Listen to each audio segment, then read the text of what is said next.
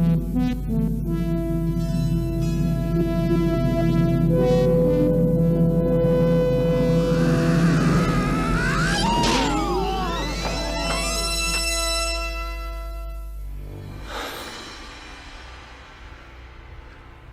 know Kung Fu. Show me. You are the new student. Come closer.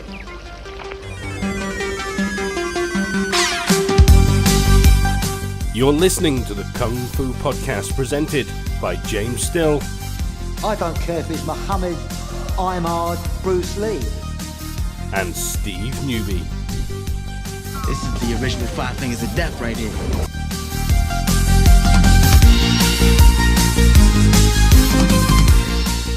But my hands are registered as lethal weapons. That means we get into a fight, I accidentally kill you, I go to jail.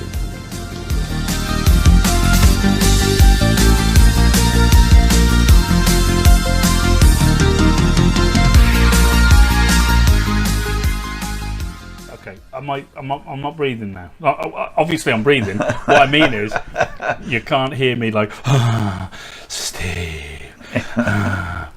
Yeah, so you okay? Yeah. Can you hear me? People might think that's the kind of relationship you've got, the way we're doing, churning these things out. Well, that's true. We got nothing better to do. I got nothing better to do. I'm in lockdown. Yeah. We're full on batten the hatches down mode here in the UK. Yeah. It's crazy. Yeah. But never fear. I am keeping myself busy. I'm on YouTube a lot. Mm-hmm. Not that really sort of, not that I'm doing anything different than I do normally, but yeah. But I'll tell you what, I've been watching some ropey things. A load of Americans doing Jeet Kune Do in the garage. They've got. I have to say, they've got nice garages in America. They have. Yeah. They're nice and big. But yeah. Oh my God, some of the stuff they're churning out, And the thing with Jeet Kune Do, I was watching it. What's it called? New England Jeet Kune Do or something. And bless the guy, like he's so confident in what he thinks he knows, and he's got all the posters of Bruce Lee up in there. He's reading the quotes of Bruce Lee.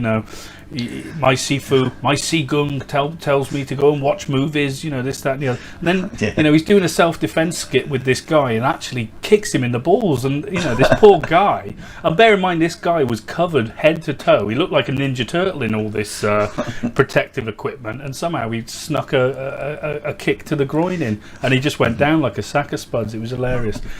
Are you okay? Are you okay? Oh my God. And then the best bit is, with all these Jeet Kune Do lot, at the end of these vids, they do their salutation, and like I was clean shaven when I started watching this salutation. It went on for about 5 minutes. I mean, Christ's sake, I did have a guy. I can't remember whether it was in England or Scotland, but anyway, he went to a Jeet Kune Do club, and he says they kind of respected every kind of martial art that they rip off, took bits from. Well, whatever, call it what you want, but basically by the time they'd finished doing all their different bows and that, it was time to go home. It was just really, yeah. I mean, if you're going to take parts from a martial art, you don't respect that martial art because you're not practicing it. You're just, I guess, copying it or stealing from it. You're being a voyeur. You're peeping Tom through the window. Yeah. So what's the point in doing all those bows to it when you don't really respect it? If you respect it, you'd practice it. Yeah. So stop that kind of crap. Oh, it's crazy. The first book I got was actually Jeet Kune Do. Are you eating? Are you eating, James, in class? No. Me? No, teacher. No. Oh, excuse me. No, I'm... What? No, I'm just sucking a tablet, Okay, yeah. Yeah. And I've got my cup of tea, my tablets, my phone, my sweet, I'm all prepared. That's how I roll. First book I ever got was the art of The Art of Scientific Street Fighting, Jeet Kune Do, by Sifu Lamar M. Davis III. And that was the first book I ever got. And I thought, because when I first got into martial arts, I was like, books on Jeet Kune Do, they really appeal to you because the way they're, it's all about directness, just hit him and stuff like that. That's fine, Of course, you as you progress, you kind of, I don't know, change your perception of it. But yeah, it was interesting. Yeah, I've got Tao of Jeet Kune Do. But hang on? Did you actually read it though? Well, I read sections of it, and I'm not a great reader, to be fair. I used to read a lot when I was young, but now there's videos and everything. You get quite lazy, don't you? But it's kind of a collector's piece for me. And I had a student who used to bind books, right? So I gave him a load of my favourite books, and he bound them to hardbacks because they were just paperback books, but you know what martial arts books are like. Yeah. So he bound them in hardback with gold leaf writing on them and so on. Right. And that was one of them. I wish I'd have had that done in leather. I did have one book that I was really keen on, History, Philosophy and Technique it was called. Right. And who was that by? I can't remember. The guy who was coaching David Carradine David Chow. That's it. Yeah. I think it was him. Yeah, because he was in it a lot. He was. I'm not being funny. He was friggin' useless. Yeah. Well, let's face it. But anyway, I got that book, and I used to really revel in it. I loved it, and I was reading it constantly. Yeah. And then I started learning martial arts. Started getting a little bit more experienced, and then when you revisit a book like that, you just think, oh my God, what was I thinking? It's a bit like, what got me into martial arts in the first place? Obviously, I was watching Bruce Lee jump over the gate in The Big Boss and do a bit of fighting on a film critique program called Cinema, and then it was later on it was called Film 70 whatever it was, and right the way through the years. And it was Barry Norman, his name was, I think. And anyway, I just sat there when I was about 13. I watched it, and that was it. I was hooked. But and then of course David Carradine, the series came out, and I just absolutely loved that. I went, absolutely loved it. The thing about that, the message was just great. But unfortunately, the martial arts were shocking. Yeah, well, you don't know that when you're a kid, or when you're a beginner, or whatever. No. And but I did used to like the temple kind of scenes. They were great. Well, you got those me, messages. Yeah. Well, you got me into that. That's why I called you old man. Yeah. I think. Yeah, I know. Yeah, I think I found it, and I said, "Well, have you ever seen this?" And you said, "Oh, yeah." And didn't you used to walk around in bare feet or something? What did they call you? Well, my nickname at C school when I went to C college was Kung Fu, in actual fact. Yeah, because I was just totally crazy about it, and that's where I got a tattoo on my left arm, which is Bruce Lee's signature, which was out of a book, a magazine that I had with Bruce Lee's signature on it, and everyone was having like mom and dad written across their forehead and stuff. So love and hate and all that across their knuckles. And you know how you kind of peer pressure and so on. I was 16, and so I had Bruce Lee's signature stuck on my arm, and it's been there ever since. I've never covered it up or anything like that. So I used to walk around when I was about 13, 14. I used to walk around in bare feet. I could walk across anything. Really, now I could walk across all sorts of stones and the kind of coal dust or wherever it was, or all over the paths in the park. I could, I used to walk around. People used to pick on me because I was walking around in bare feet. But now you touch my feet, I get crazy. It's just so ticklish. Right, but, So let's get back to back on track, because. What track? What do you mean, what track? Yeah, this is a professional operation, this. So, I've got a question for you. Actually, I've got a question from Facebook. I've had David Jones messages, and he asks, "Hi Steve and James." You see, first off, he got that wrong. It's James and Steve. Hi Steve and James. When you're looking to start Kung Fu or any art, what should you look for in an instructor to know you're going with the right one?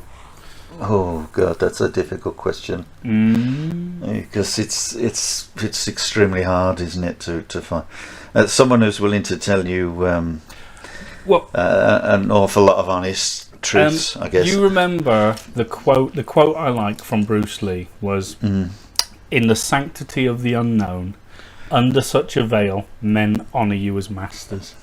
Yeah.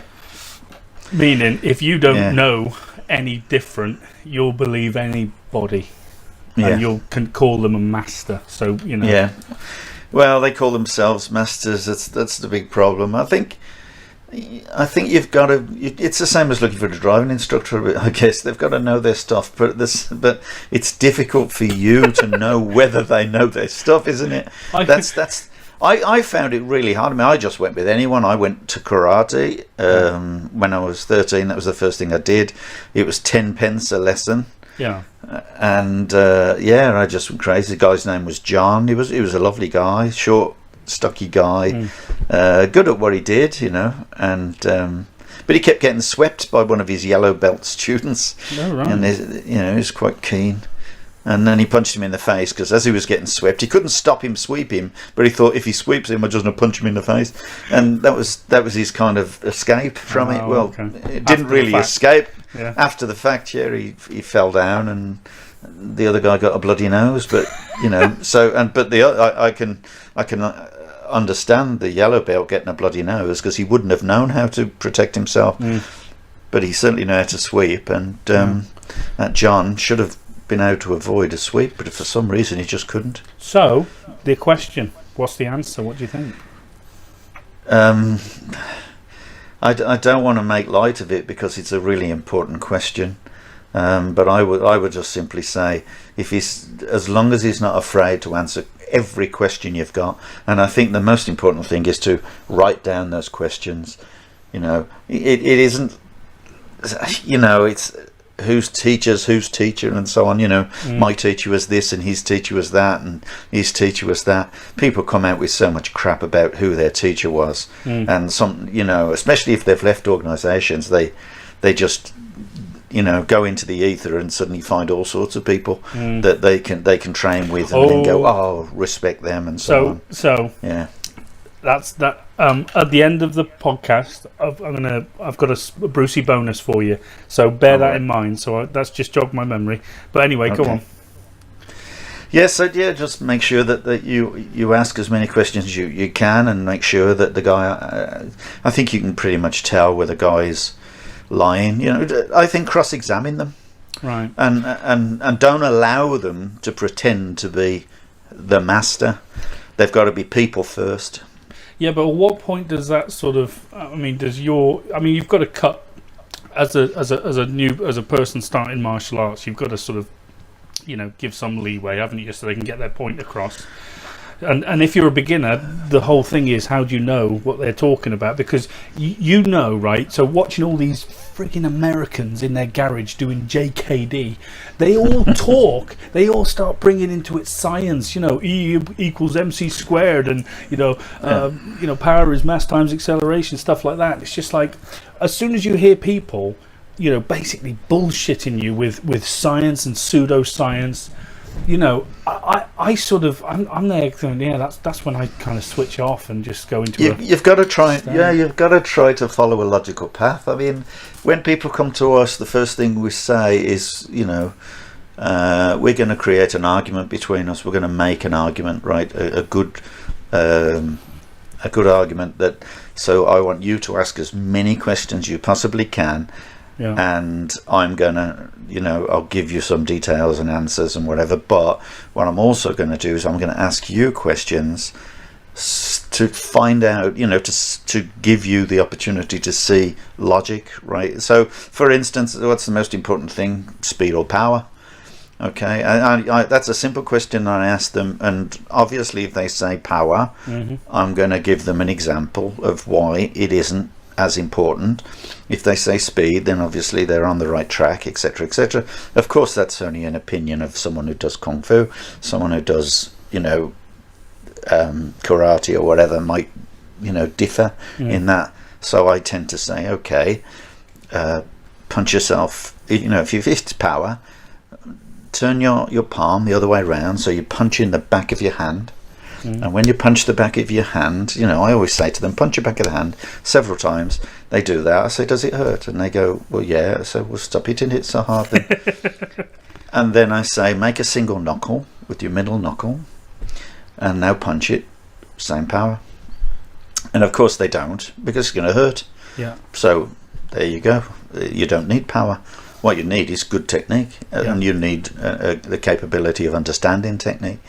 So, quite obviously, scientifically and logically, a single knuckle, just like a high heel, is going to have far more penetration. Well, it's concentrated power.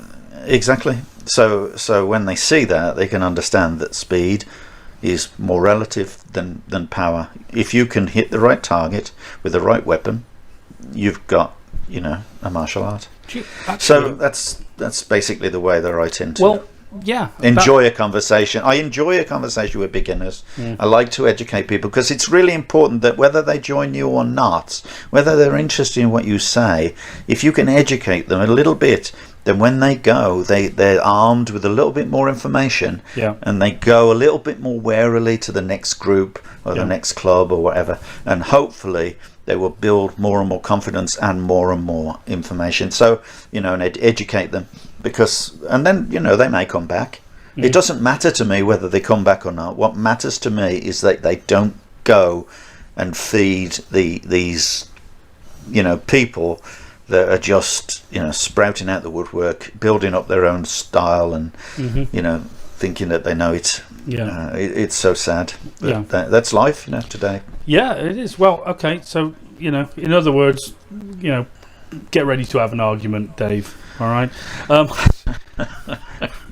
Get ready to get kicked out, Dave.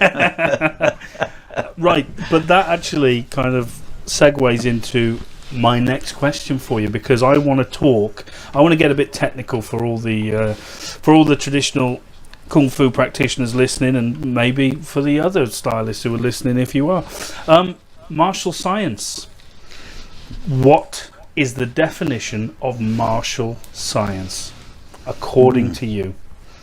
Hit me. Well, I'm not an educated person, but as far as I'm concerned, martial science is anything to do with fighting. So it's basically working out the fastest way to strike someone with the least amount of effort but the maximum amount of energy. That is really the purpose of a martial art, to try to get the best power, or the best weapon, if you like, with the most destructive power, to do the job. So but you just said that's a martial art. What did you say again? It's the basis of any martial art or something. I'm sorry, it should be the basis of any martial art, but it isn't. Logic isn't the basis to a lot of martial arts, but that's due to its history, or its its direction, or its leadership. That's what that's down to. That's nothing to do with the martial art. I'm sure all martial arts were at one time useful, but there are many people that take over these martial arts, or that learn these martial arts and then subsidize movements for something they can do, as opposed to try to sustain the actual style. Now, if you don't sustain the actual style and it becomes your martial art, then it's only you that can learn it. And if you're a big guy with muscles and you're quite tall or whatever, you're not going to understand the needs of a smaller guy or a small woman or whatever. So you're going to expect them to be capable of doing the things that you could do. There was a guy in Scotland. He went to the brown sash course. No, he went to his black sash grading. Actually, he's in Scotland. One of Tom Kerry's students. and he went to the Blackstitch grade and started telling us how the style should be, and what? Say that again. yeah. What was he? What do you mean? He was just saying how he saw the style and how it should be and what you should do in the gradients and all that kind of thing. Anyway, the point is that All right. he obviously failed his black sesh. Oh, He right. started his own group up, Yeah. and what you had to do is you had to do the first set in the box splits. Never. Yeah. So how many Oh. students do you think he could sustain? In the box splits. That's Yeah, because he could do the box splits. Yeah. He expected everyone else to be capable of doing the box splits, so he wanted everyone to do the first form whilst in the box splits. And so, that is, the kind of capability or the lunacy, if you want, that some people insist on. It's like a lot of them will expect you to walk over hot coals and maybe climb up a wall backwards. There's all sorts, kick trees. Yes, yeah. Copy Van Damme. Yeah, because they think that's what you should be capable of doing. Yeah. They have no understanding of education and how to start teaching people, and then to build them to become confident. So, why is it, in your opinion, then, or experience, that Kung Fu is a great sort of equal? It can appeal to all sizes, all ages, all builds. Any type of person. Why would you suggest that Kung Fu is that way inclined over other martial arts out there? Well, again, it depends on whether it's a genuine style or not. Okay, because people do Kung Fu, as I said, that guy in the box splits. Yeah. That's not going to appeal to many people, is it? No. So it's obviously got to be a genuine Kung Fu. So I can only speak for my own learning, and as a genuine teacher in Yao and so on, and other people that have taught me over the years like that. But obviously he's my main teacher, and so people need to be capable at first understanding the syllabus and then being taught the uses of that syllabus, and because there are so many different uses for each technique, and that's obviously comes from the education of that technique, then it can work for pretty much everybody. So it's not like you don't you're a big guy, so I'm going to say, right, you punch and kick ass, whatever. If you're a small guy, your punch is not going to make a great impact on a big guy. Okay, but so you've got to understand target, you've got to understand distance, you've got to understand speed, you've got to understand moving, transference of position. So if you're a small guy and you've got a brilliant footwork, then you can obviously outwit a much slower, taller, bigger guy. Yeah. And so the targets have got to be relative. Often, if you think about it, is a little logical thing. You've got a 6 foot guy and a 4 foot guy, and if the 4 foot guy's got to punch the 6 foot guy in the face, his punch quite is going to be obvious, shorter.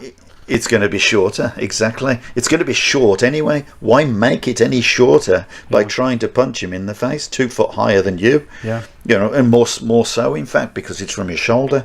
So it's a bit stupid to think that. So you've got to learn from people who will teach you the martial art. Yeah, right. And they will teach you the usefulness of those techniques, not just call it something and It's throw a great, yourself around. Yeah, I always the way I always thought you taught. It was a very used it as a great equalizer. Like there was something for everybody. You could take from it. Like you said, if you're big, if you're small, or whatever, there's always an option for you, no matter what, which is great. But I just want to say that when I was in Afghanistan, we used to do a bit of spotted judo, when we had some free time, because I used to do boxing with them and stuff like that, but because the majority of them just didn't want to get hit by me, and I'm not blowing my own trumpet, but they weren't very good.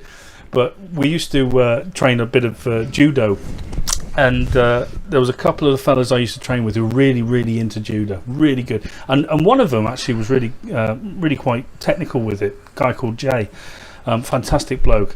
And anyway, so we just used to have every other day our little judo lesson if we had free time. And then the one day we had a guy come and join the group. His name was Bean. Now this guy was about 7 foot, built like a brick shithouse. He was huge and real. Did they call him Beanstalk by any chance? He was huge. Had not done anything in his life.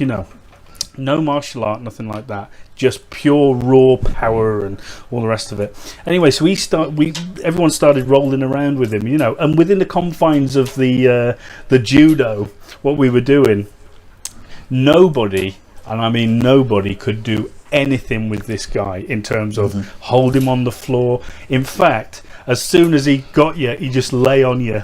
And that was you done. You couldn't struggle out. And totally expected.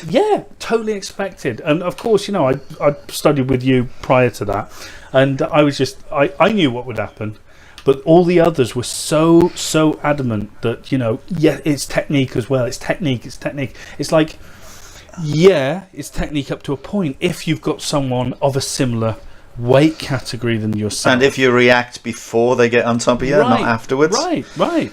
Now, and that sort of cemented in me the philosophy of the kung fu that we always, it's about that before you even get to that stage, you need to have done something. You need to have been proactive in.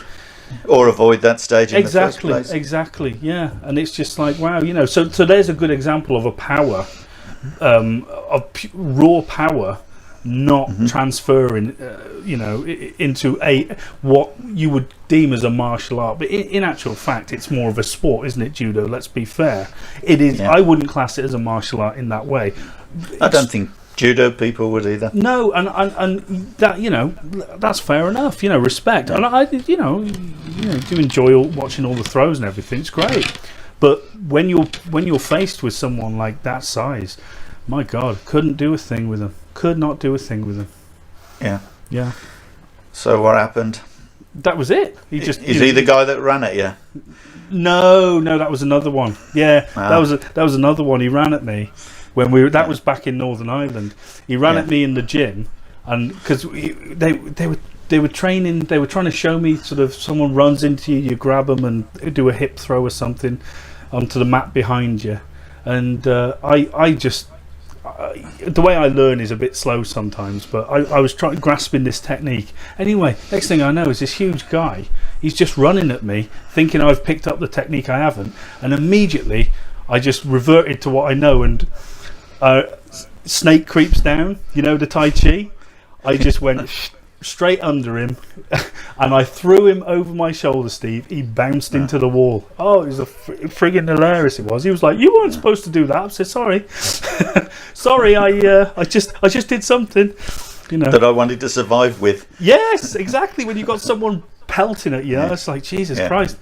But this is the thing when you got big guys like that, and then they say, grappling's the best thing since sliced bread, and then you go, well, that's absolutely great if you tend, sort of 90 kilos and above, 110 kilos, 200 kilos, whatever. Yeah. If you've got 250 pounds, you're gonna be, pretty difficult to hold down. And then you get some young guy come into the class like he's dripping wet. He's like 5 stone, and he's got no chance. And a girl comes in to learn self-defense, and you're holding her down like that, and you're expecting her to get out of it. It ain't going to happen. So what all you're teaching her is that she's hopeless. She's helpless in effect, As soon as a big guy gets on top of her, she's helpless, and she may as well give in. And you can say, oh, she can do this and do that, and no, she can't. She can bite, and she can, knee you in the groin, and she can poke you in the eye. But then you're not gonna, you're not gonna do that in the sport, no, as such. So, but why does she need to do that if she can stand up and fight before you get to her? If she can move, if she can recognize, if she can avoid, if she can, but there's a lot of things she can do before she ends up on the floor underneath you. That's for sure. Yeah, absolutely. But that's sort of the argument from a lot of the people who practice sort of the grappling side of things. It's like, well, 99% of fights end up on the floor. Yeah, and 100% of them pretty much start standing up. So. Right. Yeah. No, it's what you do between the standing up and the lying down on the floor that matters. Yeah, right. Not what you do when you're on the floor. Yeah. It's what you do while you're standing up that matters. Just remember that. Okay. And if you're a small person and you expect to survive on the floor against a much bigger person who's on top of you, well, you should have thought about something to do before you got down to that position. I think that seems reasonable to me. Yeah. I don't want to be, but like I said, with that guy, I was like, there's nothing you could have done with him. He was huge. He was absolutely huge. Well, there's things you could have done. Yeah, but you know what I'm saying. Pinch him and but within the twist his groin and within the confines of the rules. Yeah, exactly. I understand. And that's sort of So it's funny. Oh. But right, what I want to do is ask you. Can you tell I got questions written down? Nah. It's always good to have a bit of a script, James. Well, normally we're like Master Yao's golf game. We're all over the place, So, don't tell him I said that. Okay. Right, white sashes. Beginners to white sashes in Laogar. Right now, now we've got to be sort of reasonable here. You can't. There's only so much you can explain audio, on a podcast or whatever. But if you were to give any advice to white sashes, beginners rather, to white sash, what would it be? What would you say to them in terms of their progression or whatever? Go. Yeah, I think anyone who starts doing martial arts tends to look at the technique and try to emulate the technique, but they don't tend to think about what is it for. So they do the example of what they've been given, but don't consider anything else. They also consider it to be just a single line, whereas every time you move your body, if you move with rotation and there's also, it's too technical for beginners, I suppose. But they've just got to, I think in a simple answer, they've got to feel that it's useful to them. They've got to feel that as they do the movement, they're doing something, they're performing something. They're not just doing the movement, they're performing it so that it has a purpose. Yeah. And I think if they practice with a purpose, then they'll improve much quicker and they'll get more excited about it. I tell you, one of the things that you see a lot of beginners doing, I think, is when they're training the hand blocks and the kick blocks. Obviously, you're in the confines of a syllabus. I'm in a left fighting stance, I'll step punch, you step back, block with your left punch counter. And what I think, one of the biggest things I see is them simply not reaching.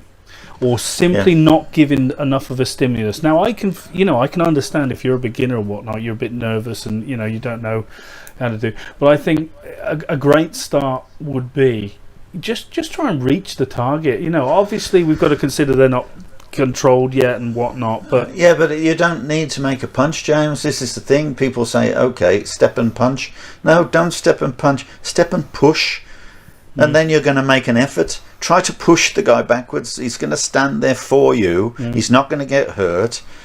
You get your left foot forward, step on your right, push with your right. There's number one hand block. Okay, push him and see how far he goes back. And push him in the centre of his chest so he also knows that you're actually trying to reach him to the target that you've been designated, okay? So initially, you're going to basically step and push him, and then he's going to, as he knows now that you've got the capability of pushing him, as you push him, he's going to step away. And as he steps away, the energy of your push is dissipated.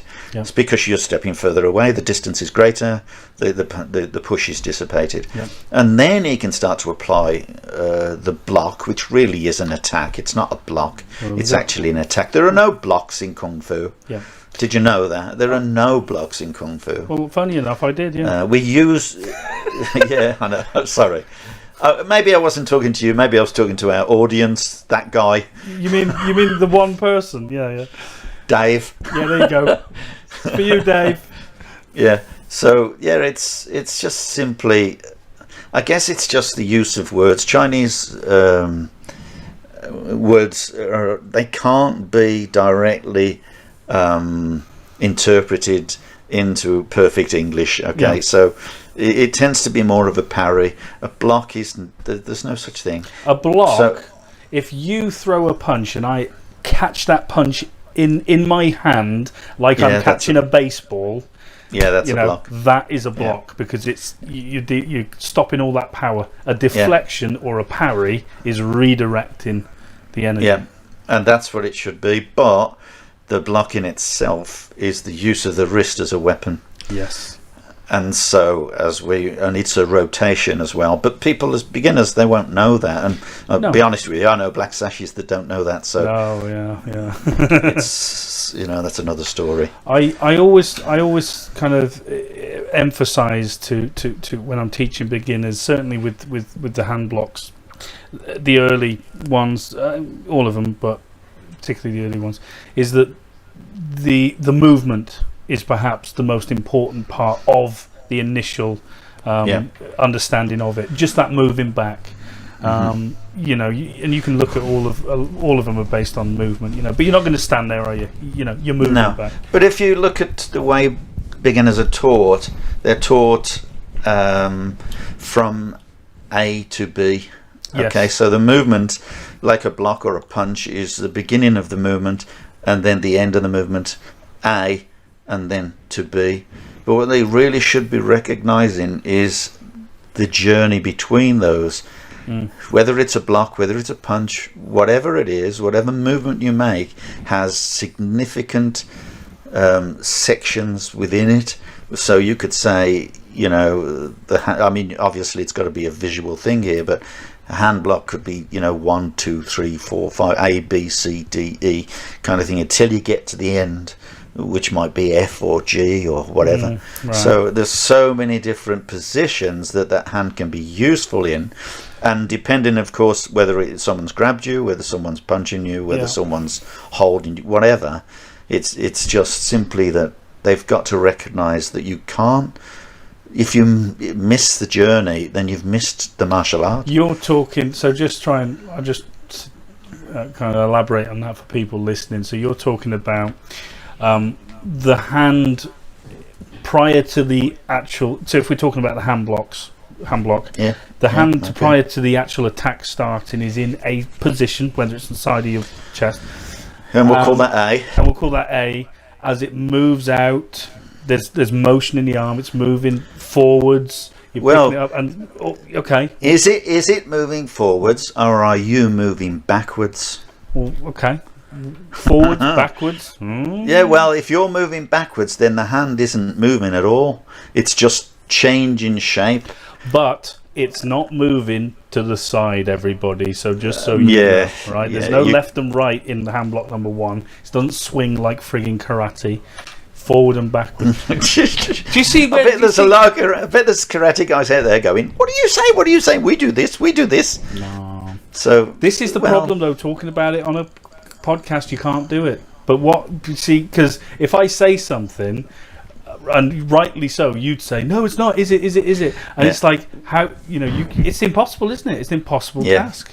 It is. But having said that, I mean, when you look at techniques close up and you see the way that people try to develop energy before they do the technique, unfortunately that is simply going to be too slow, because they're going in one direction and then back to the original position and then onwards to the target. So that is just a very poor scientific principle. It just doesn't gonna happen. The hand is moving forwards relative to your body.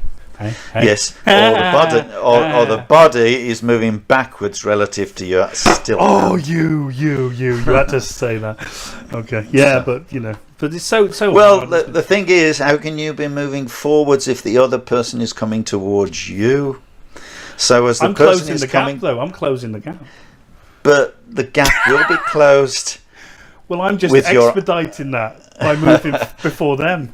The gap will be closed by your arm, but will not. But the gap will be expanded, giving you more time as you move backwards. Sorry, I'm just going to go and buy a gun. It's a lot easier. Yeah. What? So, like, you're quite an expert with a gun, aren't you? Where are you in America? What was it? I was I've competed in the practical pistol championships and came. I think I came like 6th in Western Pennsylvania. Yeah. The first time I shot out there did something called Speed Challenge. And they loved me. They was like, "Where did you learn all this?" I said, "The UK." "But you've got no guns in the UK, man." I said, "I trained with toy guns," and they looked at me and just like shut down. They said, "Oh my god." I said, "I trained airsoft." Yes, airsoft. Yeah. But anyway, going back on track. When you're looking at beginners, then what are some fundamental mistakes you've seen a lot of over the years? Them make. Well, the thing is, when you're doing, we're talking about the hand block. If people do Lao, then they'll understand what we're saying. Okay, one step sparring, some people will call it. Where you're standing in a fighting position where your left foot forward and you step towards the person and you punch with the right hand, step on the right, punch on the right, kind of thing, and you're punching to their center. Now, often people. The biggest thing that most beginners do is they overstep. So the hips are now adjacent to, kind of ajar at an angle, and which means that the angle of the energy is going to go towards the left. It's like if you're standing in a street and there's a street fight going on. You watch this street fight, and the guy looks like he's swinging at his friend or at his fighting. Enemy, if you want, adversary, but in effect he's trying to do a straight punch, but because he's overstepped, his fist will literally go over to the left. His right fist will go over to the left, so he'll swing it, and that's only because it's following his hips, it's following his footwork. And so if you can get your footwork correct and you get it dead straight and level, you put your hands on your hips and you step forward and you remain straight, dead level to the target, and then you put your fist out, then you will have a dead straight punch eventually. Okay. Yeah. No, it's that's one of the things. I think the first hand blocks really are teaching you how to attack. They're not teaching you how to defend, because if you can learn how to attack well, you can do all the others. Yeah. Well, you need a good attack before you can defend well. Yeah. So I always like that one. I want to ask you. So we've talked a bit about martial science, and you've defined it as the fastest possible technique with the least amount of effort, inflicting maximum damage, which kind of like that. I'm going to ask you, in Laogar, we've got some sayings now, little tidbits from Master Yao, and he's probably got it from his grandfather, and so on and so forth. Now, one of them is a saying by Master Yao.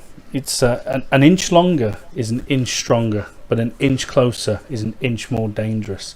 Now, can you explain to everybody what that means? Well, once you get that close, it's very difficult for people to defend against you, isn't it? So that's why, really, if you think about a shorter person getting in close, what does the big guy want to do then? He needs to try to get back to regain his advantage. His only advantage is that he's got a longer range. That's his only advantage. Right. Say that again, because I'm not very smart, and the people listening, I'm pretty sure, are not very smart. That's my subscriptions gone. Anyone who's listening to this can't be that smart. Is that what you're saying? Don't worry, Is that why you keep on asking me to listen to it? Yeah, you know. Can you say that again? But in this, go as simple as you can. So an inch longer is an inch stronger, but an inch closer is an inch more dangerous. What does that mean? It means that a smaller person, if he closes the gap between himself and a larger adversary, the adversary, the larger person, loses his advantage of distance. Right. Of reach, you mean? Yeah, of range. Right. Yeah, and so invariably, tall people like that will try to regain that advantage, or they'll try and grab you, of course. But while they're grabbing you or trying to hold you, I mean, take a look at boxers when they get tired and they're fighting, and the guy comes right in and so on. The only thing they can do is grab hold of each other, and hold on to, and then try and throw a rabbit punch occasionally, trying to throw an uppercut against the ribs or against the face, while they're holding them until the referee parts them.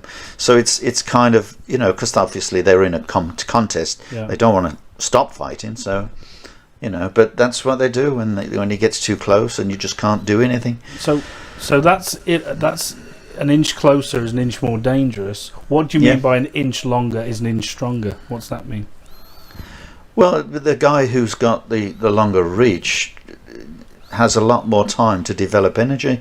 It's like saying, okay, you've got a left forward hand, a lead hand. In southpaw. In orthodox, a left lead hand, and a rear right hand, which is going to be your reverse punch or your cross or whatever.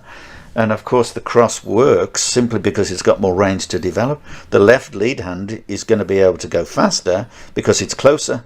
But the reverse hand is the one that's important, isn't it? It's the strongest hand because you've got the time to develop the energy. Right. Most people need time to develop energy, right? So they need the distance to. So if you give someone that distance to create energy, they're going to be able to throw a lot more power towards you. Right, but if you close the gap, I mean, if you put your palm on someone's fist while it's by their waist and they try to punch, it ain't going to happen. Yeah. If you put your palm further out and they punch, it's going to be painful. Right. Isn't it? Yeah. So it's just simple logic. That's it. Okay. Yeah. Well, that was as clear as mud. Thanks a lot. I'm sorry. It's all right. You said all the right words. I need to just in the wrong order. Yeah.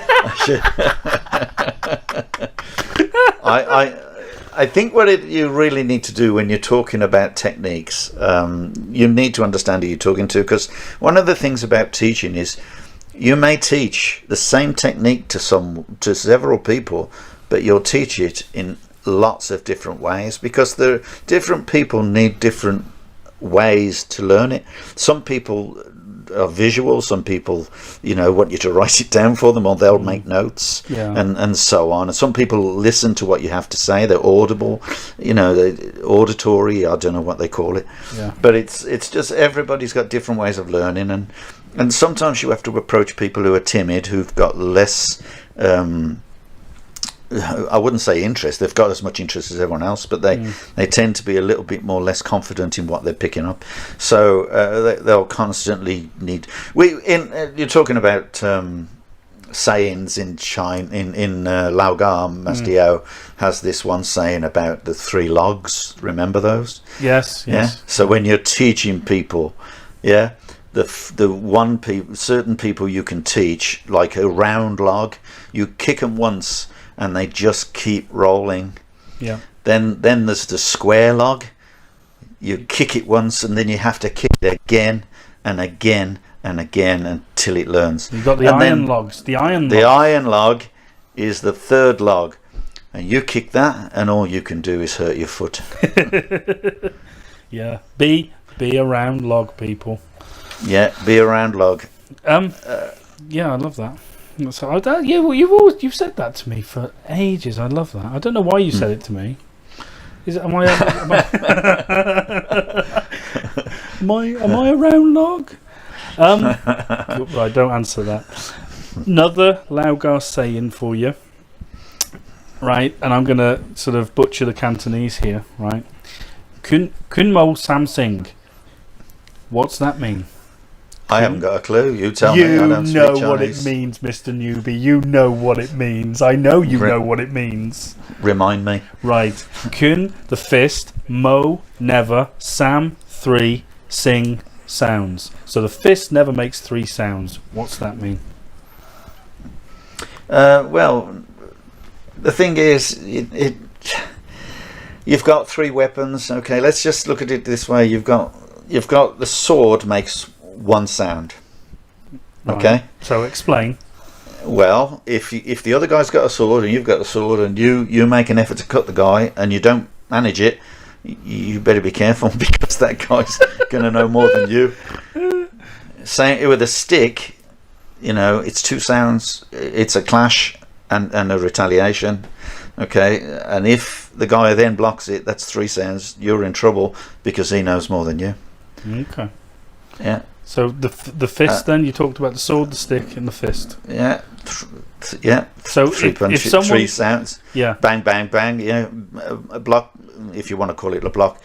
Divert, parry, or whatever. Counter, and finish. But if he's blocking you, and it's like, if he's blocking you several times, yeah. then you bugger off, regroup. Yeah, regroup. Right. Because if that has to happen in a fight, then there's a bit of a problem. He's too good. You shouldn't have picked on him. You shouldn't have started on him. Yeah. Oh, right. That's just basically as a simple saying to try to make you understand. Yeah.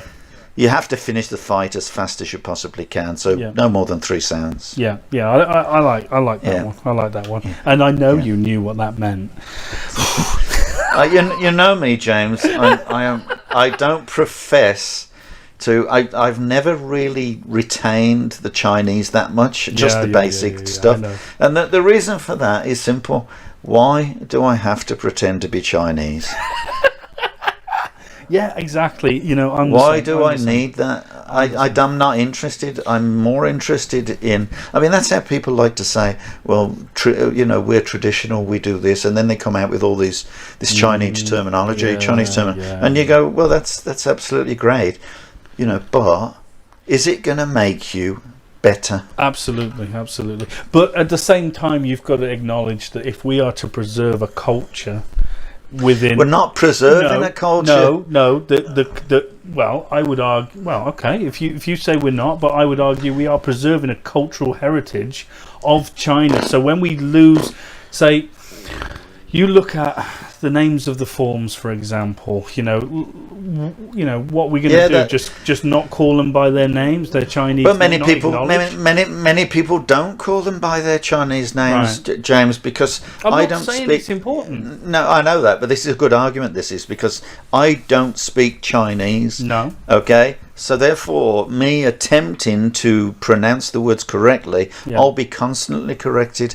But the worst thing is, I'll be corrected by someone from Kwantung province, but then I'll be corrected by someone from Beijing. I'll be corrected by someone from Hong Kong, and do you know? It's just I understand. I totally understand. Leave it. I'm not worried about it. I get that, but don't you on the same level? Can't you just say it would be nice just to keep the names of the forms, so we, this is what they're called. Yes. Because that's why I said I always retain the basics. But I'm not going to retain, different stuff. Yeah, absolutely. Listen, when I'm ordering a Chinese, I say number 18. I don't need to. I don't mention anything else. But you see what I mean? It's like some stuff I think we can retain just because. Okay. All right. Yeah. Right. The second I'm going to explain some. Hang on. I've got to explain something about that big Chinese because when I came to Canada, I've been eating at Chung Ying's in Birmingham for nigh on 40 years. So explain to people what Chung Ying's. Chung Ying's is one of the best restaurants in Birmingham, Chinese restaurants. Okay, well, it certainly was in my time. That's for sure. And they got Chung Ying Gardens as well, which 2 restaurants near the Hippodrome. Really, you want to try them out. Anyway, I came to Canada, so I'd go to Chongqing's and I'd say I'd like some chung fun, okay, which is a really nice dish that I have as a dim sum. Yeah. And then I came here and they sold it there in one of these, because they sell Chinese everywhere in Vancouver, obviously, a lot of them. Beautiful Chinese food. Anyway, I went there and, I'll have some of that chung fun, please. And they're going, what? Hadn't got a clue. Ah, really? Hadn't got a clue what I was talking about. Yeah. So there's just a typical example of why don't bother unless you're going to learn the language properly, and then you've got to learn the language over a period of years, obviously, and you've got to learn the right language. So you know, if you're going to learn Chinese, learn Mandarin, because it's pretty much spoke everywhere. But if you're going to learn Cantonese, Hong Kong and the southern area, then fine. But don't expect anyone to understand you somewhere else, because they're not necessarily going to do that. Yeah. It's like being a Geordie. Well, hey man, what do you mean? No one understands you. Just keep your mouth shut, because no one understands you. Okay, says the guy from Birmingham. Yeah. Yeah, all right, yum yum. I say that with tongue in cheek, of course. Yeah, I know. I've got a lot of people that friends. Yeah, I mean, I absolutely, 100% agree with what you just said. Totally, you don't need to know the Chinese to make you a more proficient martial artist. It's not necessary. What's important is that you understand the purpose of what you're doing. I mean, the bottom line. But this is what I meant, James. This is what I meant about. You're rustling. You're rustling again. Sorry, I was just moving my mic a little bit. I'm sorry. When we talk about culture, we're not talking about Chinese culture. We're talking about an art that is, was derived in the East, in China, and but it's been in the West for 40 years. Yeah, absolutely. And I don't want to change it. I want to sustain it, but I'm not sustaining the culture. I'm sustaining the art. Yeah. That's the thing. I can't sustain the culture. I wish I could, but I can't. And there is such a lot of culture. Yeah. And it should be celebrated. But I mean, it's like saying, okay, every single kung fu club learns the lion dance. Yeah. Sorry, they don't. Yeah, right. They don't. Yeah. And if they did, but what about the unicorn dance? What about the dragon dance? Yeah. They don't. Yeah. So that's the culture. But you're absolutely right. Like I've never. I think in Laogai particularly, we use the Cantonese because it's written in the syllabus a lot of the time, doesn't it? Yeah. That's really how we use it. But hey, we all butcher it in certain ways. But you but seriously, you listen to any the sort of Wing Chun guy on YouTube. He'll talk Tan Sao, Pak Sao, Hyun Sao, Wu Sao, Fuk Sao, and you're like, what the hell are you talking about? And then he goes just like that, and so, I know that. Yeah, that's Harvest Hand, or Yeah, do you see what I mean? So I understand it's not important. In many ways, it detracts from your learning, because a lot of people. Fuk Sao is Harvest Hand. I know it better in Cantonese. Right. But it's the thing about that is, for me, is a lot of the time people are hiding behind the culture. Yes. They're trying to make out that they are, so they know stuff that you don't know. Yeah. By doing that, and well, come on. Yeah, I know what you mean. I can call it this name, but you can't, so obviously I know more about it, or whatever. Yeah. Well, I mean, we both know, that's the Dim Mac Master. Oh, yeah. The one who's, the one who's the only white man to go into the mountains to learn it. And, that's right. That's what it said on his advertisement. Yeah, and for £1... Are we getting bitchy again? Are we getting bitchy? Sorry, no, I'm just saying that if someone is going to come out with that kind of crap, and they're going to expect it then to work, and they're not doing enough, they're not putting enough energy into the training of the technique. They're trying to put more. They're trying to blind people with science. Yeah, right. And unfortunately, people aren't interested in. I mean, some people like the idea of the the terminology and so on in every shape and form, but it doesn't make you any better. It just, speak your own language, guys, and you'll be able to understand a lot better, and certainly keep it's like doing ballet. Yeah, you speak a little French when you're teaching ballet, but it doesn't mean you can speak French. Okay, so no one's going to understand you after a certain few syllables. Once you've gone through a couple of moves, they'll go, "What the you're talking about?" Yeah, bonnet to just show me. Yeah, just show me. Even I can say pirouette. Doesn't make me a bloody ballet dancer, does it? No, I understand. Right. Point taken. All right. Sorry, Mr. Newbie. Handbags at dawn with you, isn't it? Woo! Another Laogar saying I've got to ask you about, right? So not T stance, not 8 stance, whatever's comfortable. What's happening? Well, it's not necessarily what's comfortable, because it isn't necessarily comfortable. Okay. All right then. It's basically that you don't have your one foot behind you, side on like a T step, and you at the same time you don't have him pointing directly inwards together. So it's a very tight 8 stance. Right. It's written. It's an 8 stance because a number 8 is written with 2 lines, one going across the top of the other, both turning kind of at a 45 degree angle, 90 degrees to each other. One's halfway up, the other. Anyway, who needs to know that? No. So that's an 8 stance. Okay, that's why it's called an 8 stance. So both your back foot is turned, pointing towards your inturned left foot. That's an 8 stance. Okay.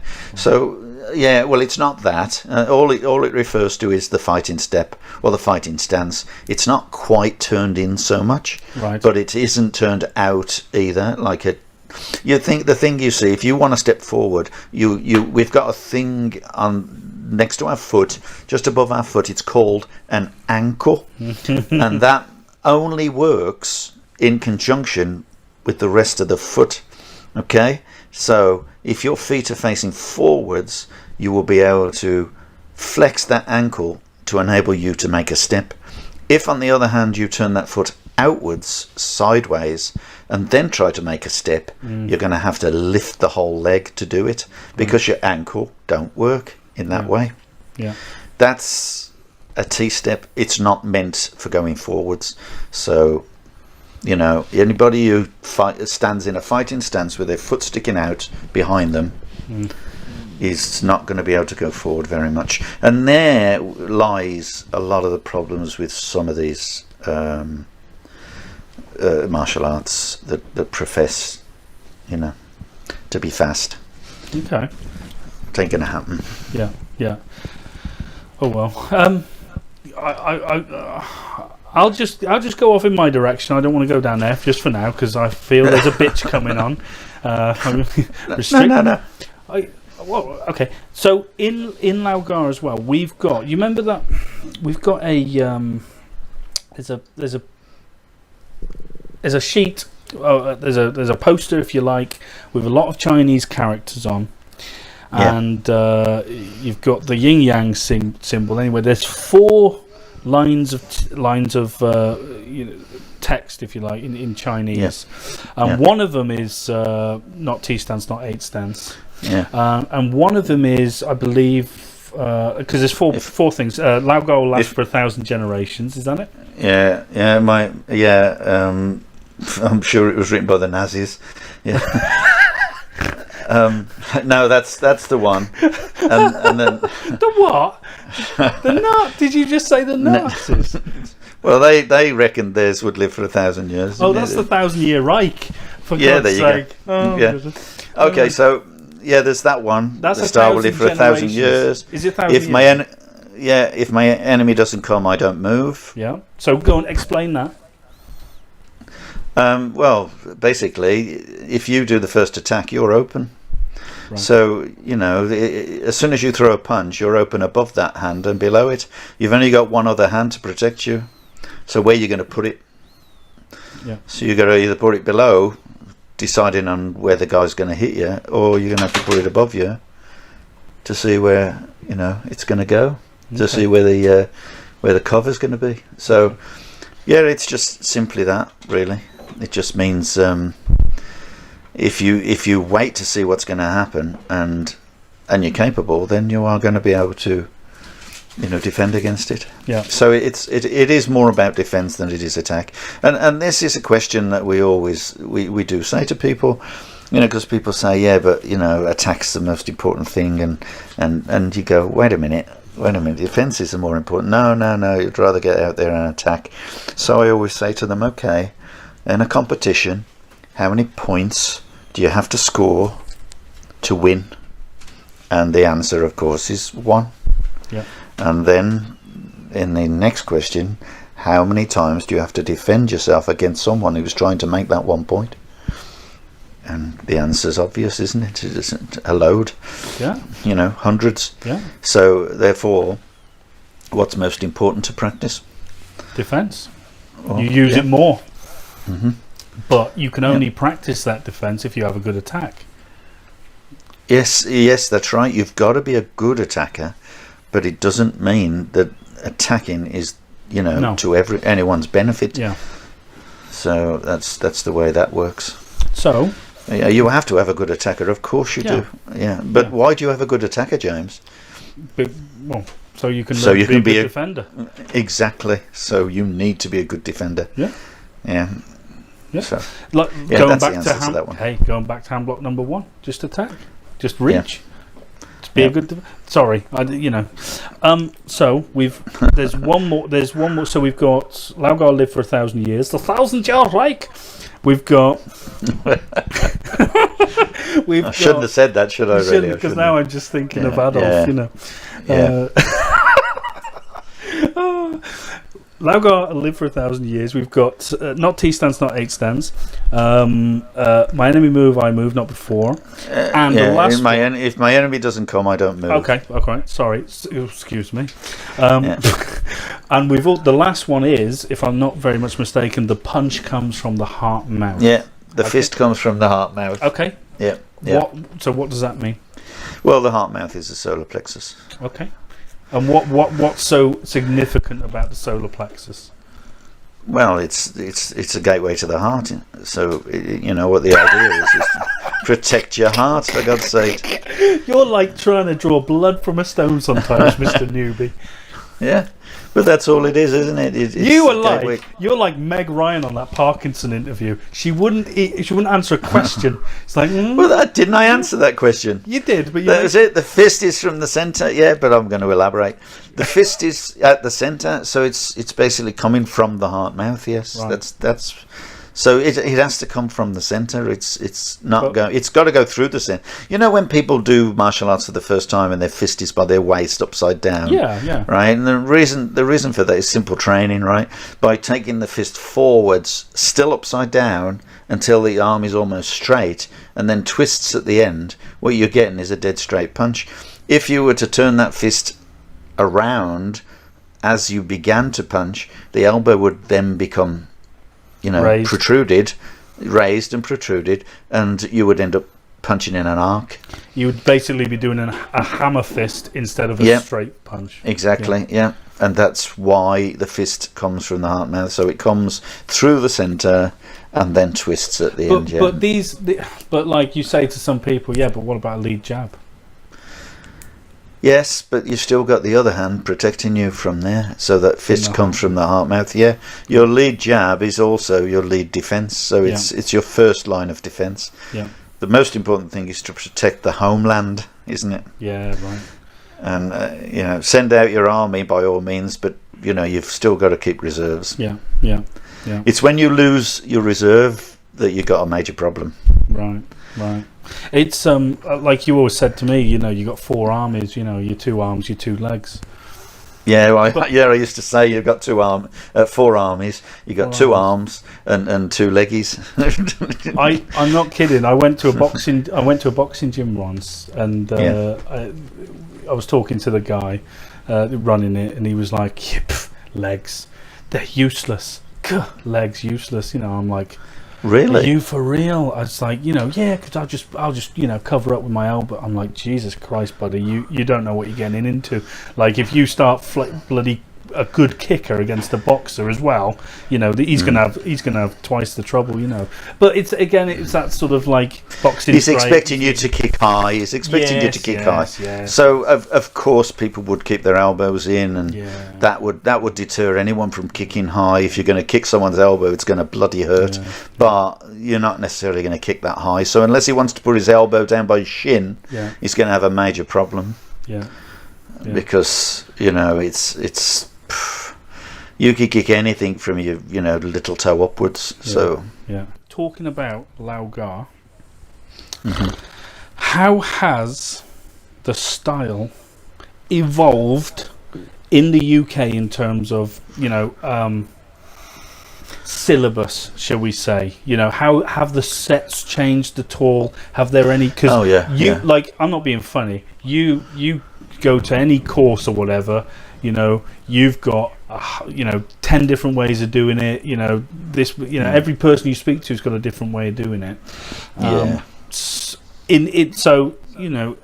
has the style changed whilst it's been in the UK? And I'll give you an example. So from the off, the first set used to have five techniques in it, right? Mm-hmm. Well, the way that it's changed basically is in the 80s, probably the late 80s, everything sort of started. We started training a left-hand side for left-handed people. That's basically it. So they were extended. So the sets were extended, and you did a left-hand side as well. So chop choy was extended. The first set was extended to increase the number of movements. Right. The second set was extended to have the left side and then the right side kicking movements. Chop choy was extended to have a left-hand side. Farkyun was never touched. The fourth set. Right. The fifth set, Feilong Chi, had a left-hand side added. Right. And then after that, the other two weren't. Oh, the Lau Gar Luk Kyun was extended, but Bok Po Jem wasn't touched. So I was a yellow sash at that time, I think. But Back Pai Jern used to be after Black Sash, didn't it? No, I wasn't a yellow sash. So I wrote a book. Hello. Yes, I got. Sorry. Yeah. Bok Po Jem was after Black Sash, to answer your question. I thought I was on a one-way traffic then.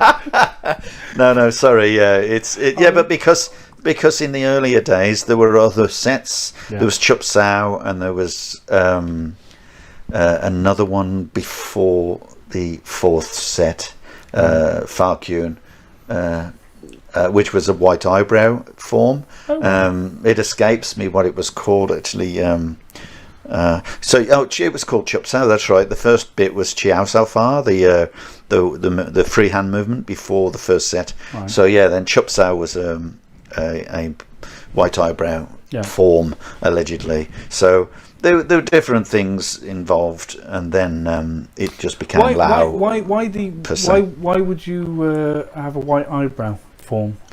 Well, when the BKFA was started, Master Yao wanted to keep the style. He didn't really want to sort of promote the style or give the style away, if you like. Yeah. And so he sort of went the same direction that the BKFA had started in, because he wasn't there at the start of the BKFA. Yeah, of course, yeah. He was invited later so that they could actually do martial arts, because at the time, at the time it was just a made-up thing. It's a typical businessman. He thinks he knows a bit about martial arts, so he's very keen to promote it, etc., etc. Fine, whatever. Promoted karate and so on, and then saw the kung fu boom, went for it, and sort of created that kind of thing. So are you still sucking that damn tablet? No. Yeah, I am. Sorry, all I can hear is you chewing. Yeah. Get to the back of the class. Sorry. Stop eating sweets. Naughty. Yeah. So, go on. What were you saying about the? You're talking about the businessman who's promoted the British. So it didn't have. I mean, it had karate people teaching kung fu and so on. Yeah. I mean, and of course, people like that have continued to try to do it and made a complete hash of it. So it just, that's how it started out, and then the syllabus became, the formal syllabus came into effect as Master Yao sort of developed the association. So did Master Yao teach the white eyebrow form? I believe he did. Right. I wasn't with Master Yao at that time. I was with Steve Faulkner. Right. So I only learned it. I don't know who was teaching it. Okay. But I learned it from Steve Faulkner and so on. So. See, so what? It wasn't a very long set, and it had a very elaborate bow at the beginning. Oh right, not as elaborate as a Jeet Kune Do bow. It was a bit like a Hung Gar bow. Oh, okay.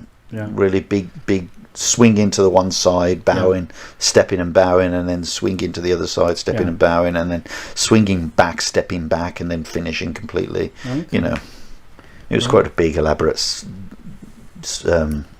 bow. Yeah. Right. So that's how it. Yeah. Oh, it's funny how it's kind of changed. What? See, like.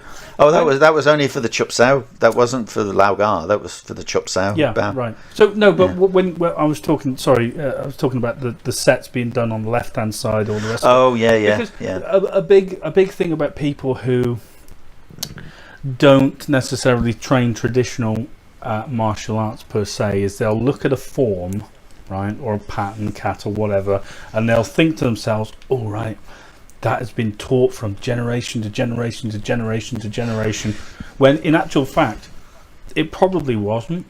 I have no doubt that the techniques were Yes. always taught. Yes, and, this is and what I'm I'm sure, saying. This is what I'm saying. The techniques. Yeah, I can't say. Because I wasn't there, I can't say that whether the actual sets were taught in the same order or with the same techniques that they are now.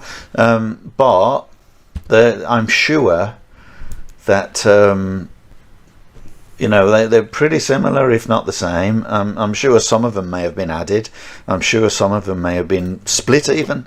You could have two sets, one set split into two. Yeah. It's that's only conjecture. It's only possibility. I'm not saying that. I mean, as far as I know, I'm sure that I've asked Master Yao this at some point in time. I think the sets were always there, but that obviously they have changed, and you're talking about sayings in Kung Fu. The impermanence and void are the only two things that are definite. Yeah, I love those. And, explain to people what they are. Well, impermanence is nothing stays the same, and void is it's open to all sorts of interpretation. So you've got to open your mind to learn it. You have to be an empty vessel. Yeah, a bit like me. Right. Really. Yeah. There's nothing up there. Yeah, we were talking about Chinese, and that it's kind of anecdote here. We're talking about Chinese, and people say, "Oh, you've got to learn the Chinese and everything." You wait till you get to the black sash grading. So you go to the black sash grading, and Master Yao's there going, Sir Ma, Chin Tak, whatever, and one step, front kick, and then it's John Russell's turn to speak, and it's like Chin, and he's trying, he's doing his best to speak with a Chinese kind of accent, and Master Yao's going to look at him, looking at him, thinking, "What the bloody hell?" You can see Master Yao's face going, "What?" So it's only fun. It's just funny, because John is so dedicated and so into it that everybody knows he's eccentric. Everybody knows he's a great, he's a great character. John Russell is a brilliant character. I remember the summer course with John with a microphone pack on him. Like, what? You can't. The acoustics are just terrible in some halls, but it's funny. Yeah, brilliant. No, I'd love that. But John has always been a really dedicated individual, and he used to travel from Bristol every week to the centre in Birmingham, and eventually he got a job in. He was a teacher. He got the job in college in near Birmingham. Yeah. No, I honestly, I've met him once, and I was with you when we were at a competition. And I think you introduced me, and he looked at me like up and down, and then just totally blanked me. I was like, yeah, fair enough. But I didn't expect anything. Like, I was like, you know, he's like, who's this? Who's this? Whatever. Well, next. When I would, yeah. I know my place, Mr. Newbie. I know my place. When I was living in Scotland, and it became very difficult to get lessons because I would go to Birmingham for my lessons, with private lessons with Master Yao, and it was on a Friday. I would go on a Friday, so my lesson was at 2:00, and you can imagine the drive down from Scotland meant I had to leave quite early. Yeah. So my daughter wasn't able to go to school on the Fridays. Every Friday I went to a lesson, Right. and then the school got in touch with us and says, how come your daughter's not at school on Fridays, you know? And so I kind of had to nail that, you know, to knock that on the head and say, okay, can I get lessons any other time? Master couldn't do it, so John was willing to take me for private lessons on a Saturday, Right. which meant that I could go down on the Friday night after my daughter had finished school, sleep at my friend's house, and then do the lesson with John on a Saturday morning, 8:30. That's great. Yeah, and I used to pay him with a cup of tea and a flapjack. Oh, see, 'Cause that's where I was going wrong all these years. That's the way John is, you know. Yeah. He just had no Yeah. interest in, you know, any money or anything for the lessons, and he just was happy to have a cup of coffee or a cup of tea and a flapjack he had when we sat down and went to a cafe. Yeah. So and it was, That's a lovely story. Interesting. That's really nice. It's especially funny how you put your kung fu training before your daughter's education. Yeah, I know. Well, you got to make some sacrifices, you know. I could not go up to Scotland and not train, which is why eventually I had to leave Scotland because, you know, but I was still teaching it. I was flying up there every month to do the courses and gradings eventually and so on. Yeah. And obviously I left people that I thought I could trust in control. Well, and rest is history. Well, I was snooping around the other day on various social media sites, and I came across a post from one of your former Scottish students. Oh, and it intrigued me, and I'll tell you why it intrigued me. Because, well, as I read it out, you'll see, maybe you could fill in a gap, you know. So, no names, but I'll read it verbatim. It says, last night I was honoured to receive this UK Martial Arts Show Hall of Fame award. It was a fitting recognition for my 31 years studying and teaching Kung Fu, most of which wouldn't have been possible without such fantastic mentors and students. I'd like to thank my Sifu, Mark Houghton, for instilling belief and passion into my Kung Fu, Stephen Burton and Anthony Rushton for continuing to inspire me as a martial artist, and to all my Kung Fu brothers and sisters around the world who I have trained with over the years. Now, I know for a fact that he trained with you for how long? 15 years. Of his 31 years. Now, why on earth were you not mentioned? That's what I want to know.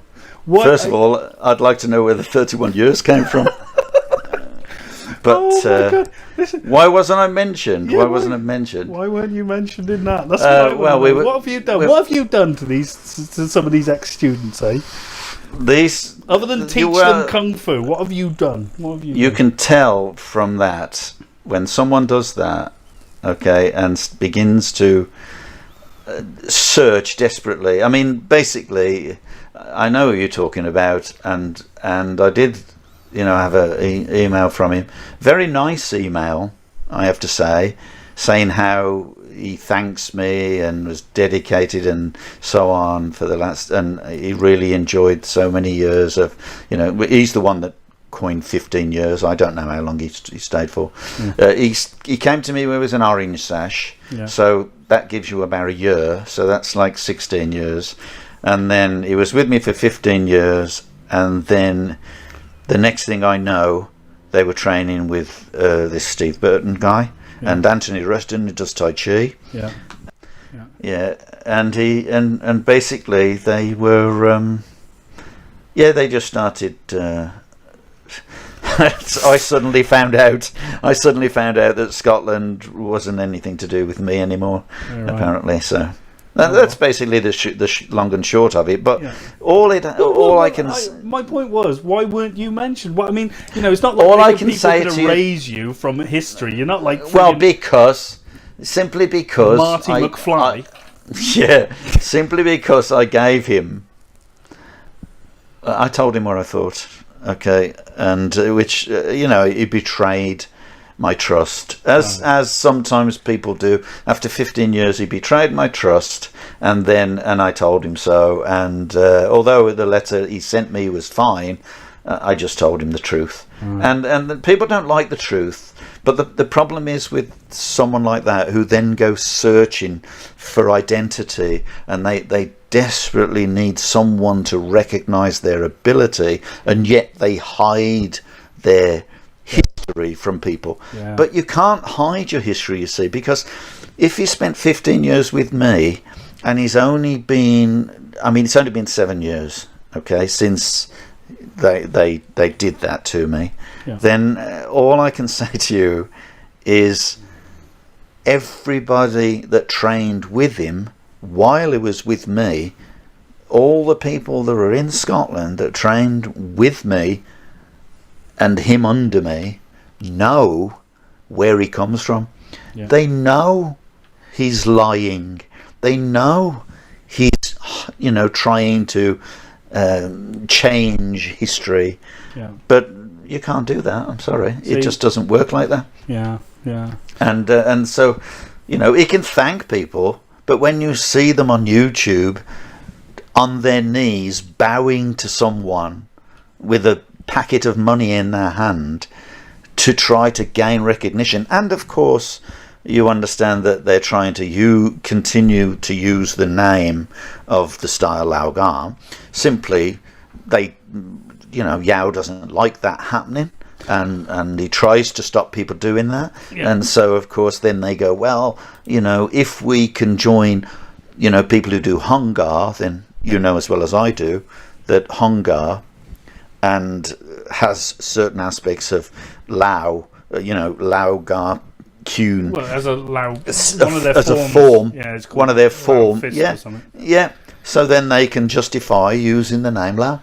It's as simple as that. It's just politics, but it all comes out in the wash at the end of the day, and the truth is known by the students, and it really is sad for me when I know those students had to follow that fate. No, I just think if you be honest with yourself. If you were a major part of these people's lives, and for them not to acknowledge you in your teaching because you don't subscribe to the Sifu. What did the letter say again? Oh God, do I have to read it again? Did it say anything about for his teaching or whatever? No. Well, I mean, recognition for happy to. It was a fitting recognition for my 31 years studying and teaching kung fu. There you go, studying and teaching. Well, the 31 years again. I'm not sure. I don't know where that came from. Wow.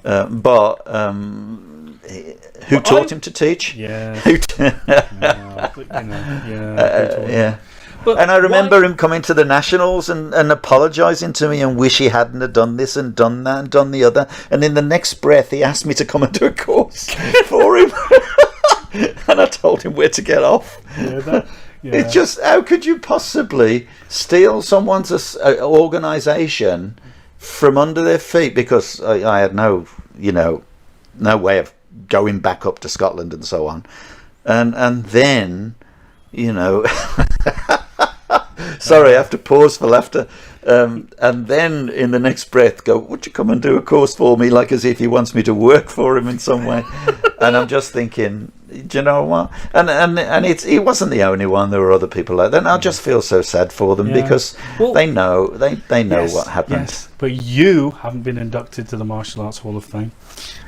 I've had people inducted to the Martial Arts Hall of Fame. All it is bloody Martial Arts Illustrated, James. That's all it is. And it's run by Taekwondo people. Oh, well. So when you go in the Hall of Fame, you get a little certificate. Rebecca did it. Did she? But she had a good reason, because she was a good fighter and a good, representative of martial arts, and she did really well, and she won fights, not just the world championships, IX, so she came second in that, but she's got lists and lists of trophies from all sorts of different organisations, and she went fighting with the national A team squad, national squad of the British Kung Fu Association, and she got this Hall of Fame thing. They haven't asked me. Oh dear me! Oh my God, that is funny. Oh, sorry, that's the beeper. That's the beep. Sorry, that must be. Is that the bitchy beeper that just detected us being bitchy, or is it? I really have to say that I don't feel. Well, I don't feel for these people, those kind of people at all. I mean, obviously over a period of time, we're going to be talking about all sorts of the past, and we've had some great experiences, but we've had some pretty nasty experiences as well. I think anyone who teaches people who then go on to become teachers themselves will experience, the tenacity and the aggression of people who don't get their own way, right? It's as simple as that. And when that happens, and then they set off to start their own path, but they're desperately searching for new people to recognise them. Why don't you just start your own thing, like other morons do? And just set up your own thing and just call yourself a master. But all they want to do is just get recognised by someone, desperately recognised, and then recognise them as their teacher, as opposed to their own. They got no respect for anybody. If you can do that to one individual that taught you for so many years, you're going to do that to someone who's just took your money off you. Simple as that. So I just feel sorry for the people, and it's such a sad affair in martial arts in general, and I suppose in other walks of life as well. But I only know martial arts. Well, I think I'm grateful every day for when for having you as my teacher, I must say. But I have a lot of people that do say really nice things, so really lovely anecdotes and so on. So, no, but the occasional ones like that. Maybe we should get some of these anecdotes and read them out, because we're just turning into a couple of bitches. I think we should try. I don't think I bitched. I think I'm just telling the facts. Okay. I think the important thing is, people will know the facts, but they don't need to listen to me to know the facts. You can see it there in whatever you just read. You can see that he's hiding the truth. When you hide the truth, it's called a lie. So he's living a lie. Well, good luck. It's fine. But the students know different. Now, obviously, some students are probably told. I was just going to say, there's no doubt in my mind that people are coerced into this, and of course it doesn't help when you have a situation when people around you are set to profit from this betrayal, if you want. I think using the word betrayal is probably absolutely fine. But it's when you get people like that. But honestly, isn't the problem with you though? Because this is, this is happening. It's happened a few times. I mean, it happened in one big go. I have to say. True, someone says to me, one of them, a friend of this guy's. I'm not even going to give him the name. It's not even worth naming them. But one of them said, you should hear what the BKFA really thinks of you, or your student or friends or whatever. And did he not think for a second that if you get to a point where you have so much success, if you like, if you want to call it that. We did build Scotland as a whole, and we'd built a massive area down here and so on, or I did, if you like. Yeah. The simple fact is, people are going to be envious. Yeah. They're going. All the people that are going to talk like that. And don't you think that the only people who are going to talk to him like that are going to be people like him who have also, they don't like what's, has been fed them or given them. Yeah. So they obviously are going to support, that camp, if you want. So they're obviously going to have that kind of attitude.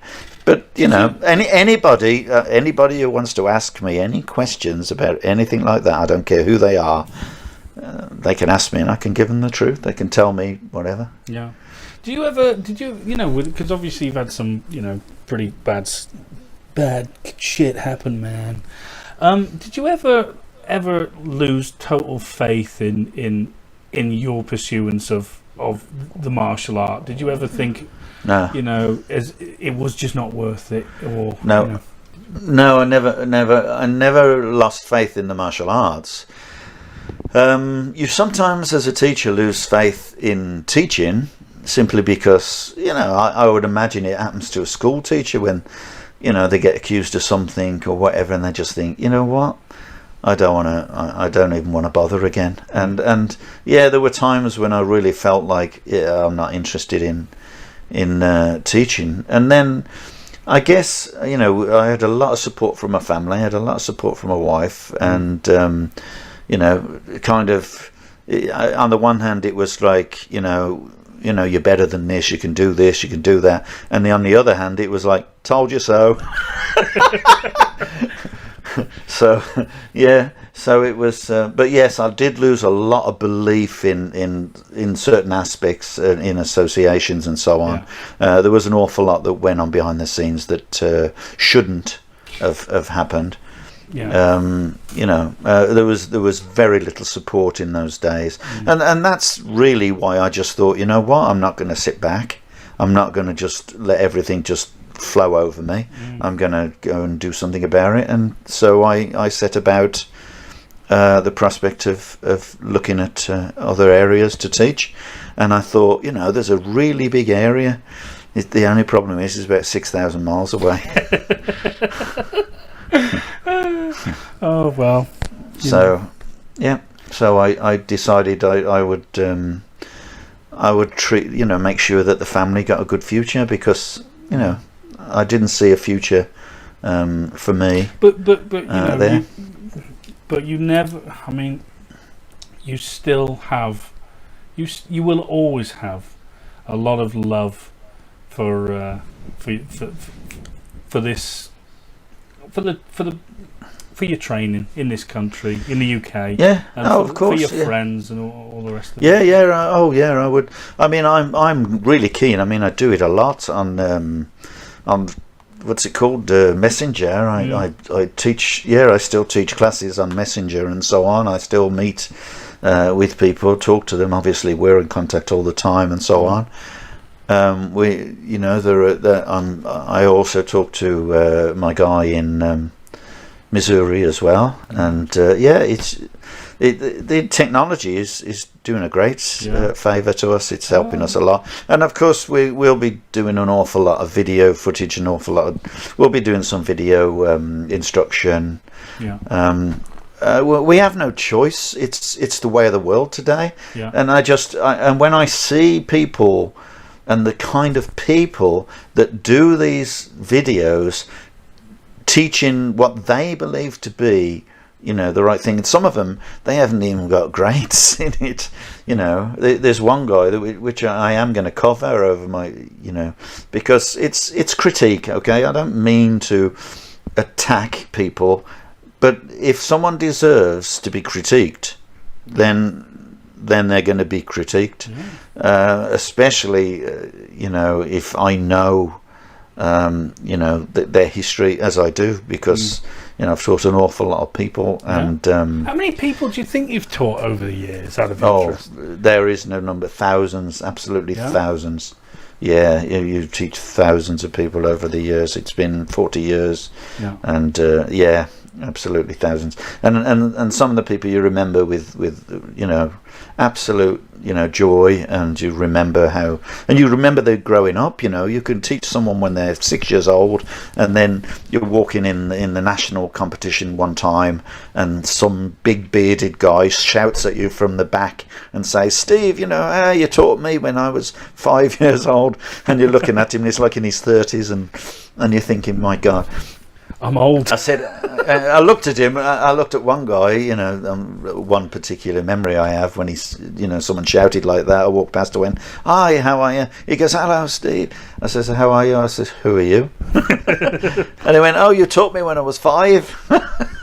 And I thought, yeah, it's amazing. So, yeah, there's a lot of people like that, and they've got their kids training as well, and unfortunately not with me because it's not possible anymore. But I still keep in touch with people I've known for, I don't know, 40 years ago. I still got students. I mean, Martin, I taught him 30 years now as well. So they become close friends, and I keep in touch with a lot of people. But even people that you barely know, you see them on they're on my Facebook, and these are people that were students many years ago, and you always keep in touch with them. And so there are some great memories. And these little hiccups when you get a bad student who does bad things, they're so few and far between, so rare, they're not worth talking about. So well, hey, guess what, we finished on a positive. Guys, thank you so much for joining us on the Kung Fu Podcast. And if you don't want us to talk about ourselves, send in some questions. If you're sending questions, we'll be able to answer them. Okay. Anyway, thanks a lot, guys. Take care. Bye-bye. Bye.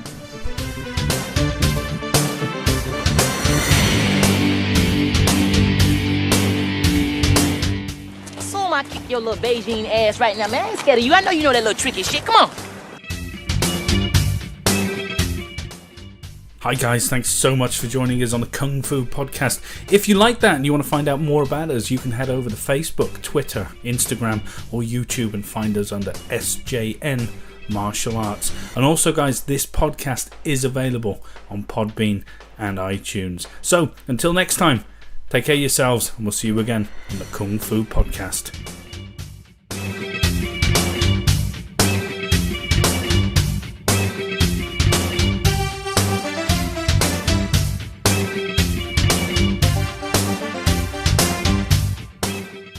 Guns. Now, why doesn't somebody pull off 45 and bang, settle it? No guns.